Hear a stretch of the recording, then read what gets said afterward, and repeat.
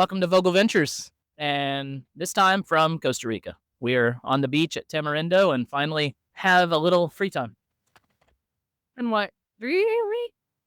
I don't I even think know. today is 3 weeks of us finally being in country. Yeah, So yeah, 3 weeks, when and we finally are catching our breath. So much to talk about. On the way here from our house, we're about 10, 15 minutes from the beach here at Tamarindo, and I think it's just worth saying, here's where we're talking, doing a little talk here, and just right in front of us, a beautiful beach. It's low tide right now. They got the rocks and the mountains in the background. What's really cool is that I smell Palo Santo in the yeah, wind. it smells so good. So there's Palo Santo, maybe some sage burning.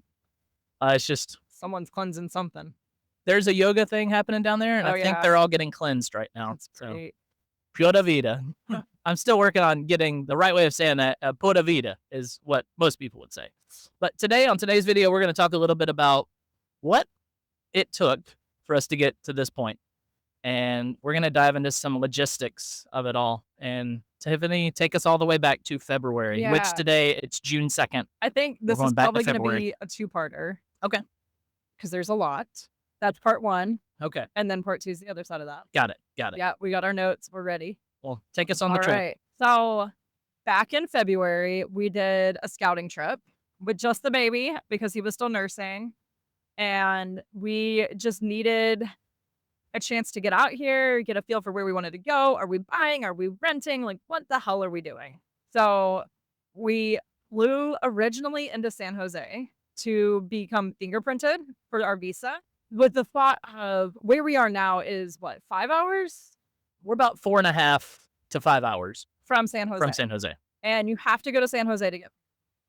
And the thought of driving with 3 kids 5 hours one way and then 5 hours home did not sound really fun. So we decided to just go ahead, fly into San Jose. Let's get fingerprinted. Let's do what we need to do. So we met with our immigration attorney, got our fingerprints done, and that's basically all we did. Like, as soon as we were done, it was time to head to the Pacific Coast. Yeah, so we got in the rental car and we started driving. We had Callahan with us, and so it was okay. At that point, he was, 7 months old, 8 Yeah. months old. He was a good rider. He's a good baby, though. Hot a lot.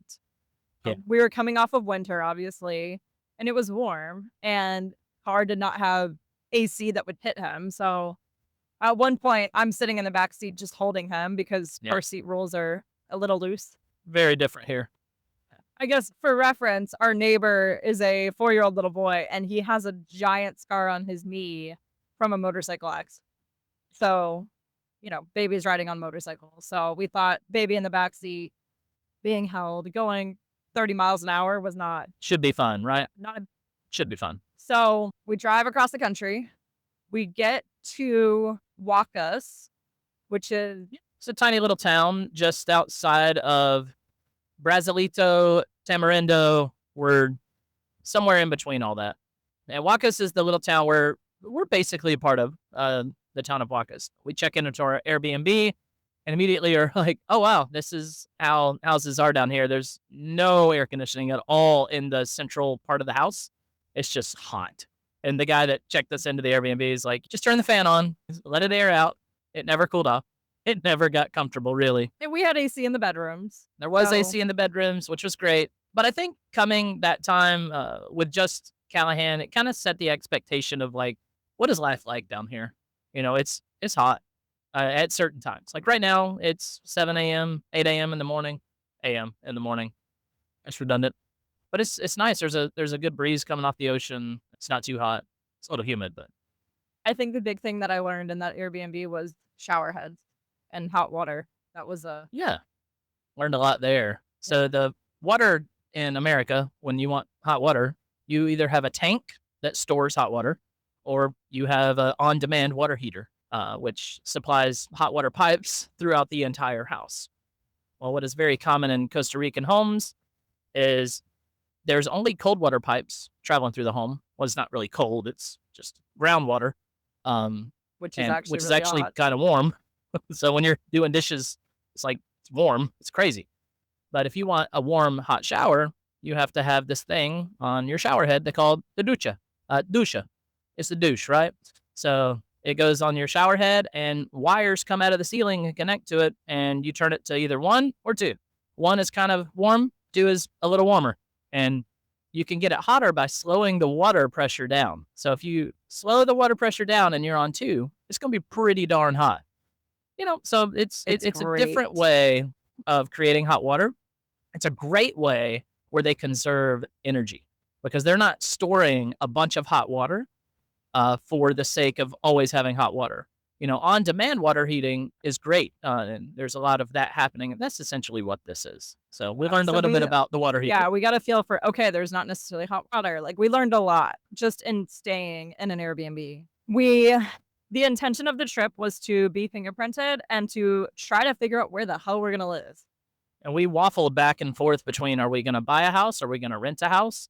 And we had several houses picked out. I spent tons of time on the internet trying to find houses. And finding houses in Costa Rica to buy or rent is not what America is accustomed to. There's not a central MLS. Yeah, there's no Redfin, there's no Zillow, there's none of that. So there are 2 common ways to find a property down here. Either you go online and you Google the area that you want to buy in, and you look to see if there's a listing for properties in that area, or you get on Facebook and you go join these groups, these Facebook groups, where it's essentially like properties for sale in these certain towns and regions. So you got to be super careful on that, though, because what I found after the thousands of homes we looked at online and these Facebook groups, you might be looking at in a page for Tamarindo or a page for Brasilito or Flamingo, and then someone will post a property in that group for across the country on the Caribbean side, and like, oh yeah, and the price does not line up. And you're like, wow, that is so much cheaper. And you realize, oh well, it's a 25 to 30 square meter house on the Caribbean coast with no water, no electricity, no nothing. It's just a tiny little hut in a tree. So you got to be careful when looking for those houses. But I found some that we really liked. I built a list. We got about 4 houses we really liked. And on one of them, there was an agent that had her name and stuff listed, and she had her WhatsApp number. So I sent her a message on WhatsApp. I was like, hey, we're looking to move down, and I really like this property. And she responded back within a couple of days, which that's kind of typical. America, we're really accustomed to, you reach out to someone, they reach out back, and that's how they earn your business. Down there, it's you send a message and you wait. There was a hotel we looked at that was right on the beach in Tamarindo, so like basically like right behind us. Yeah. And we were really interested in it. It had like owner's quarters, it had a coffee shop attached. I think it was like an 8-room mini hotel Airbnb setup. And we reached out to the guy, and he responded, I think 3 months later, and was like, hey, you still interested? Yeah. And we messaged him on WhatsApp, we emailed, like we contacted them every way we thought we could. Right. So nothing moves fast. Yeah. So Costa Rica life is a lot slower. And if you come here with the expectations that people are going to act and do and think and behave the way you do from back in whatever part of the world you come from, you're going to be sorely disappointed. Just a quick anecdote. I went to the bank yesterday to open a bank account, and there are 2 lines at most banks, and the lines start outside in the hot, right? And before you can even get into a line on the outside, you have to approach the door, which is this big glass safety door. And you have to tell the person on the inside what you're there for. You're either there for an appointment or meeting with someone to talk to them at the bank for some reason, or you need to go to a teller and do some type of cash transaction. So you have the teller side, and then you have the appointment side. Now you could do walk-up appointments, but that's how they do them. I would say think about when you go to the bank, if you just go to the teller versus going into an office to Yes. open an account or make, I don't know, investment changes or things like that. Yeah. If you see more than 2 people in line on the outside of the bank, today's not your day. Go another day, because you're going to be there for at least 3 hours. I got there, and there was only 1 person outside, and that was me. And I was like, whoa, I'm going to be so quick today, because the last time I waited maybe an hour on the outside, and I didn't get anywhere. There was no progress. And so yesterday, I went and I was like, okay, let's see how far I make it today. And I actually got inside. And then when I get inside, there's 6 chairs, and you're waiting on a ticket. You got a ticket, and you're waiting. And I would say for every person that's in line, I would say that's about 30 to 45 minutes of waiting. So just think of it that way. If you can think back to like Disney World and like the queues, like you're at 60 minutes of waiting from this point. Count the heads in the chairs in front of you, and just multiply that by 30 minutes each, and that's how long you're gonna wait. Anyways, I opened a bank account. I was successful. I had everything I needed. I will do another video another day on what do you need to open a bank account here in Costa Rica, and how to be successful in that. Anyways, back to the properties. We reached out, found the agent. Soraya is our agent. She has been amazing. So that was a She is, plus. yes, bilingual, and that was so crazy helpful. And we looked at some blue houses, some orange houses, and The blue houses were really interesting they were because it super cool. was 4 studio apartments and then it said a 2-bedroom house. It was really the living room was a bedroom, so it Yeah. was more like a 1-bedroom house. Yeah. And we thought we were gonna try to rough it in this house and have these other areas for rental to put on Airbnb. And if I can get my editing skills down, I'm gonna post the picture of these houses right above my hand, right here. You see these houses? These are the blue houses. So it was a decent deal. There was a lot next door that we could build on eventually, but we just decided it just was not. We were worried about Airbnb income just with the location, and just I don't know, it just didn't feel right. Yeah. And so, and we walked the property. We looked at the property, and Soraya even went before we got there and walked the property herself and sent me videos and stuff like that. But it turned out it was just a little too small. So before we left on our trip, we actually were under contract on a Oh, house. yes, we were. And it felt like a newer build. It was very clean. What do you want? I just saw a squirrel, which here's a picture of the squirrels in Costa Rica. I just saw one roll a coconut down the beach. It's incredible. Anyways, keep looking. The Monopolo house. It was very Yes. clean. It felt newer. Yeah. It was closer, I would say, to what we're used to in the States. Yeah, it was. And it was a nice house. It was very nice. It was the lot. Can we just take a moment and you just literally squirreled with a squirrel? I did. Squirrel. So Like, he's carrying it up the tree. hang on. I gotta see if we could get this damn squirrel dragging a coconut up the tree. He is working so freaking hard. Oh my god. Anyways, keep going. At first I was thinking, dang, we're gonna have to edit this out, but now we can't. Are you gonna be able to focus to get this done? I don't know. Keep going. Alright, so I'm gonna video the squirrel so I will keep talking. later. He's gonna video the squirrel. Maybe I'll just stop the video here for a few minutes, let you watch the video of this damn squirrel. All right. He's working so hard.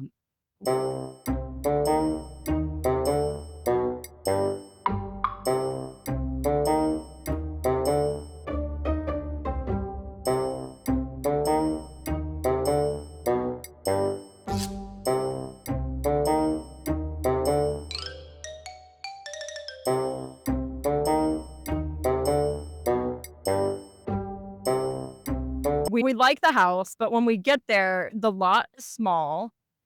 And It's a finely curated lot. It's very nice, actually. But we get there and we're like, well, we got 3 boys. We need room for them to play. We need room for them to run around. And it's just not big enough. The house was nice. The house was big enough. But the lot was just not. yeah, and we could barely fit all of our furniture into the bedroom. Was the Right, other issue. right. Bedrooms are really small. It didn't have AC in the living room, which was not a big deal. We could have added that. But she was trying to sell it furnished. And when we asked for the list of furnishing, the response was like the water heater, the like shower head water heaters, Oh, right. I remember the that. AC units. Like she was including that as fixtures, so that didn't feel good. Yep. Because it's like what you're gonna strip like the cabinets and doors out too. Like It felt like they were nickel and diming it from the listing perspective. Yeah. Of it. And I don't know. It just didn't feel good. It wasn't that nice. So we fell out of contract on that one. Yeah. And we went and looked at Judy's house. And Judy's house. I hated it. It was gross. Yeah. And not because of Judy, it just had I don't know. It felt like a rundown house. And it was a rundown It house. had earthquake damage, so there were Yeah. cracks everywhere in the walls. I don't know, like It just felt unkept. yeah.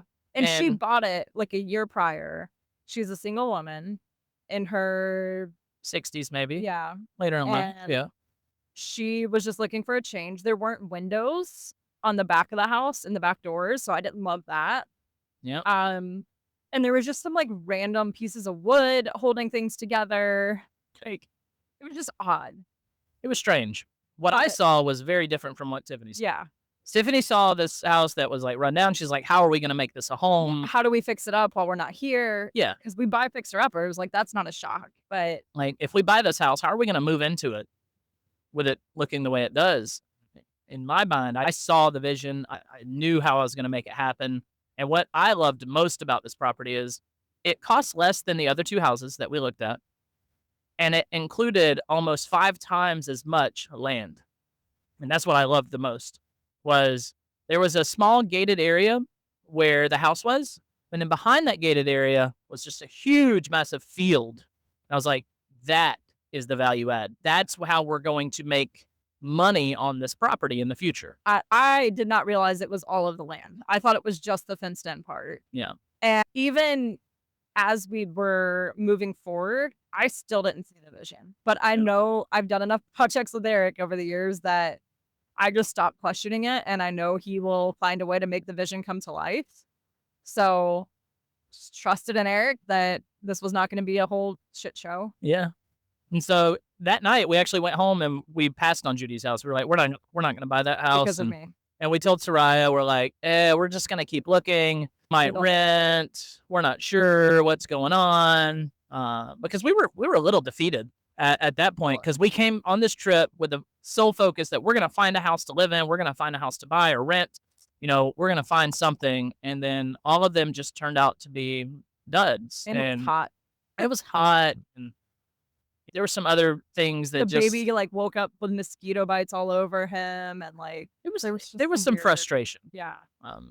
There were some really good things that happened though. I met a nice gentleman at the Airbnb. There were 2 houses side by side. He's a pastor up in the mountains in Guanacaste in a small town called Cañas. And we had an amazing dinner. His family cooked and we brought pizza and chicken, and we just had a really nice evening talking through translation. I mean, much as we could. We spoke as much as we could, but sometimes you don't need words to share how good it is to just be around people that like being around good people. So it was just nice. It was very nice. So the next day we get up and I send Soraya a message. And I was like, we need to go see, that dog's taking a dump on the beach. We're waiting on this. Yeah. At Judy's. And that's when I realized how big the lot was. And Judy is like, you're back again. Does that mean it's happening? And mind you, Judy was under contract already. Yes. She was already under contract. But they were doing something similar that the other listing had done in demanding all these things stay with the house. And Judy was frustrated by that. Yeah. It's kind of comical that she was in a very similar situation. Yeah. Just on the other side. And she was basically just saying, don't jerk me around. Tell me what price you're willing to pay. And let's just do this thing.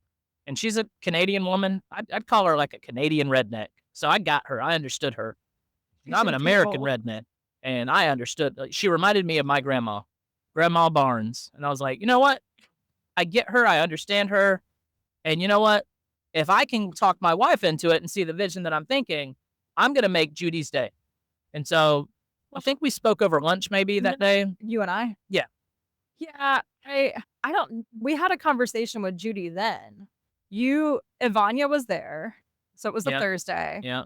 And she has this couple helping clean up the house and the yard and stuff. And I pull Eric to the side and I was just like, you know what? If you have the vision, let's do it.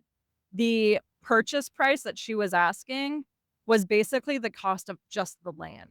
So the fact that there was a full house was amazing. And it actually was a little bit higher than the other houses we were looking at. Oh, it was. Because it was at the top end of our budget, really. And I knew we were going to have to put money in. So part of it was like, is it really worth the stretch? Because the plan is selling our house in Noonan to cover the cost of this and having it free and clear. Which, by the time we're taking this video right now, our house in Noonan still has not sold. Right. So, which is fine. We'll go eventually. So that's right. We make the decision then and there. the agents have to leave. Her agent is at the same brokerage as our agent. Yep. So they have to go. So we're like, we're just going to sit and talk to Judy for a little bit. And they were so worried about that. We had a handshake agreement of her full asking price. Yeah. And we would figure out the logistics. And we're chatting with Judy under the mango trees. Yeah. And she tells us that she can't get her car. Yeah, she can't get her car out of DECRA, which is the inspection for vehicles down here, because it needs new tires. And she didn't want to pay to rent tires for DECRA, which DECRA is an interesting thing. It's kind of like emissions in America, but a lot more involved. And there's a lot of interesting things that Costa Ricans do to get their cars to pass DECRA, like renting catalytic converters and tires. Hear me out. We can do a whole video on. Anyways, we're like, so her problem is she needs cash now. She really needs cash. Like it was clear she was out of cash. She was barely scraping by. And we wanted her house. I wanted her house bad. Tiffany was like, I was on board, but like not fully believing. Yeah, and so I asked Judy, I was like, what would it take for you to fall out of contract with the other buyers, and what would it take for us to just agree that this is what we're doing and we're moving forward? And so we kind of drew up a little verbal contract, which I later turned it into a written contract, and I gave her $5,000. Which was super risky because she was still technically under contract. Yeah. I had my lawyer in San Jose draw up this paperwork. It's essentially an escrow deposit that is a non-refundable escrow deposit. Yeah. So talk about escrow real quick. Well, escrow is a little different down here than it is in America. Escrow down here is essentially its own like legal entity that you have to set up. So you essentially have to set up this small entity, business even, for the transaction to happen. And it's expensive. Now, some real estate companies, agencies have their own escrow thing set up. The people we were using did not, but they did have a recommended lawyer that did. I wanted to use my lawyer that came from personal connections, and he's not necessarily doing a lot of real estate, so he doesn't have all of the escrow stuff established. He's like, I'll set it up for you for this, but it's going to cost XYZ. And I was like, no, let's not do that. It was very clear in talking with him and some other friends, that's not the way Ticos do it. Yeah. He's like, usually the way Ticos do it is you sign papers at the lawyers, you transfer the money, it's done. You don't put it into this holding account to later on transfer it out of that holding account. You just exchange. And I was like, well, that's the way I would like to do it. Yeah. They were like, and then the agents were not happy with us. They did not like that because we were doing things the Tico way and they wanted to do things the American way or the westernized way. Whatever you want to call it. We went against the grain. We didn't do it the way they wanted us to do it. Yeah. But it worked out. We wound up we brought a ton of cash with us. Right. With the intention of purchasing a property. Mm-hmm. So we had $5,000 US cash. Yeah. In hand. It was hours before we left to go to the airport. Yeah. We drove to Judy's lawyer. Yes. In Villarreal. And she drew up the paperwork. Yeah. We handed Judy the $5,000. Judy was able to get her car and everything she needed situated. Yeah. So Judy's ecstatic. Yeah. My lawyer talked to Judy's lawyer and kind of cut the agents out of it a little bit. Well, the thing was, it was non-refundable. So if for some reason, if Judy backed out of the deal, she would have owed us the money. Yes. Like enforcing that would have been basically impossible. Yeah. So we just threw $5,000 at this deal, hoping it would go through. And it did. All of it was fine. Yeah. There were so many steps along the way, and we'll talk in part 2 more about some other stuff, but where we just took blind risks. Yeah. Maybe it wasn't blind, but we took massive risks. And they were calculated. And it was based off of believing in people and trusting people. And it felt right. It really came to the feeling. How did it feel? Yeah. But later on, that transaction finally went all the way through. I hired a guy to do an inspection on the property. He was basically telling me what I already knew, which is there's earthquake damage. The structure of the house is XYZ. And I was like, yes, I get it. Understand that. It needs a lot of work. Since we've moved in, we've added new windows and doors to the property. I've upgraded the entire electrical system, which I'll get into a little bit more on a different video on what we've done with the property. There's air conditioning throughout the property now. And so it's closer to a gringo house than Tico. It's more gringo than Tico at this point. but that's our comfort, and that's okay. Well, and we also did more than what our family needed. Like we put in the plug for a dryer. We're Yeah. fine using the clothesline, but we wanted to on resell. Eric and I have about a 3 to 5 year runway on houses, and we just kind of know this. Let's see, the first house we had was about 2 years, then it was 3 years, then it was 3.5 years. So we're kind of thinking in about 3 years, we're probably going to move somewhere. That's just kind of been the pattern. So we wanted it to be ready for an American family or European or, whatever. Yeah. But we wanted it to be ready so we could sell it for even more. Just in 'Cause case. we're real estate investors. What else would you do? Right. Exactly. Although to summarize up the buying the property down here, um, there were some things we had to do. I had to wire out all the money. So wiring out all the money to Judy, the seller, minus the real estate agent fees. So I sent Judy her money, then I sent the real estate agents their money. So I sent it to their brokerage, and then I had to send my attorney his money. So instead of going through like a closing attorney like we do in Georgia, Yep.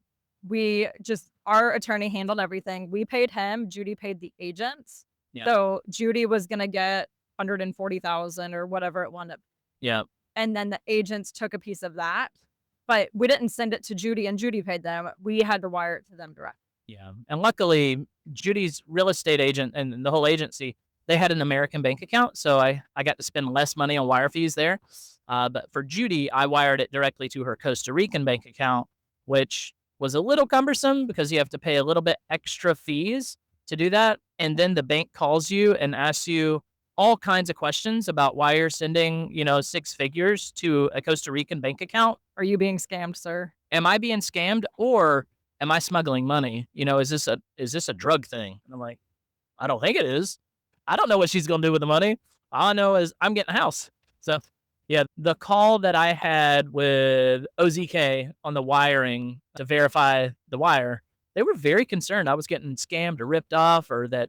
Which you want, but it was just funny. It was nice, but also, wow. So then Eric had to do another trip down, which was not part of the plan. Yep. I ended up doing a 14-hour trip to Costa Rica a couple months ago by myself. I left at 7 p.m. and I got home the next day at 7 p.m. Yeah. So it's 24 hours. A 4-hour flight. So Anyway, so I flew down here, got in my Airbnb, woke up the next morning. My attorney picked me up from my Airbnb, drove me to the airport. On the way to the airport, he opens a big folder. It says, sign here, sign here, sign here.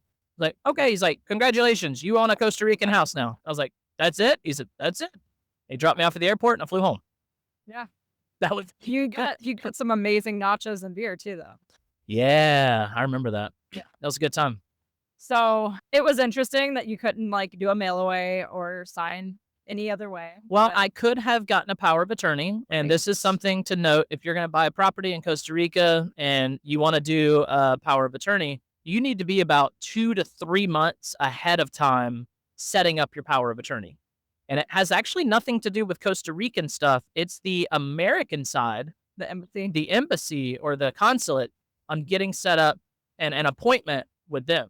Because I tried to do a power of attorney because I knew people that were willing to sign for me down here in Costa Rica. And I called the embassy or consulate up and I was like, hey, I need to do a power of attorney. They're like, okay, your appointment is in 2.5 months. I was like, I close on this house in 2 weeks. I was like, is there any way you can move me up? They're like, not possible. I was like, so okay, I guess I'm booking a flight. The path of least resistance was him to fly. Yeah. Yeah. And then we thought you were going to have to come back down for the vehicles, but we found a workaround on that. That'll be part 2. Yeah, I'll talk about the vehicles and packing up all our stuff and what the move logistically was like. So hopefully we answered all of the questions that people have had. I know both of us have been just hounded with like, how did this work? How did that work? So we're trying to answer all of those here. But if you have other questions, send us a message. Put them in the comments. Yeah. Honestly, seriously, put them in the comments. I'll respond as much as I can. But if there's like particular questions you have, maybe if I get enough questions to do like a 20, 30-minute video, we will build up a list of all these questions and answer them all in a video. And we'll just call it the Q&A. So yeah, I think we're going to wrap up on this video. Yeah. And I think we'll do part 2 now. Yep. And we're going to move on to part 2. There's not gonna be a wardrobe change. Sorry. Yeah, I'm gonna be wearing this in the next video. So it's not that I didn't shower or wash my clothes, it's that we're just doing them both on the same day. All right. So if this is the first video you're watching with us here at Vogel Ventures, please hit that like, follow, subscribe. Help us reach more people that are interested in moving to Costa Rica. Y'all, Costa Rica is beautiful. It's an amazing place. The people are wonderful. Don't believe everything you read on the internet because there's a lot of naysayers out there saying, oh, don't do it. Don't do it. They're going to scam you. They're going to do all this stuff. The people that I've met here in Costa Rica are incredible. We came to this beach last weekend with our family and our neighbor and her 4-year-old son. And we just sat up on the beach, and this guy that has a surf shop just comes up and picks up the baby. Yeah, he just came up, loved on the baby for a little bit, brought us some sand toys, became our best friend. It was amazing. Gave us a food recommendation for the best chicken I think I've ever had in my life. It was Caribbean chicken, and it was so good. Anyways, we'll see you all in the next video. Please share this with some friends, and we'll see you on the next one.